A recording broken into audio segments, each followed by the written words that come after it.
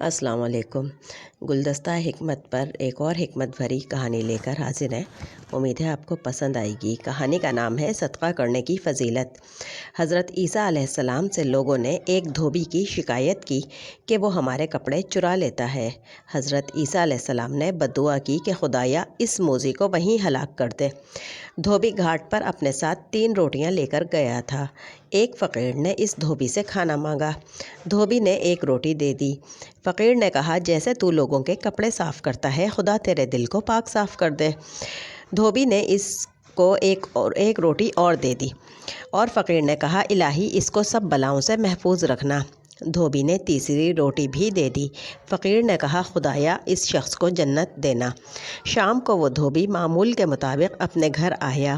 لوگوں نے حضرت عیسیٰ علیہ السلام سے کہا کہ حضرت آپ نے بددعا فرمائی تھی لیکن وہ بندہ سلامت واپس آ گیا ہے۔ حضرت عیسیٰ علیہ السلام اس دھوبی کے پاس گئے اور پوچھا اے عزیز تو نے آج کون سا نیک عمل کیا بیان کر۔ اس نے سب حال بیان کیا۔ حق تعالیٰ نے جبرائیل امین کو حضرت عیسیٰ علیہ السلام کے پاس بھیجا اور وحی کی کہ دھوبی سے کہو کہ کپڑوں کا گٹھر کھولے۔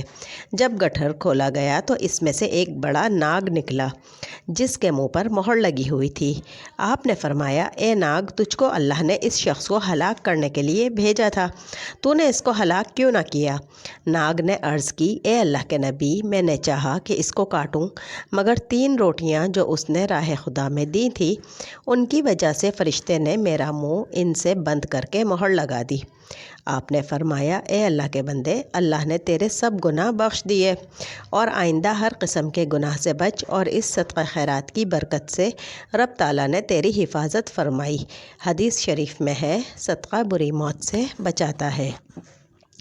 آج کی ویڈیو آپ کو پسند آئی ہے تو اس کو لائک کریں، ہمارے چینل کو سبسکرائب کریں اور ویڈیو کو شیئر کریں۔ اللہ حافظ۔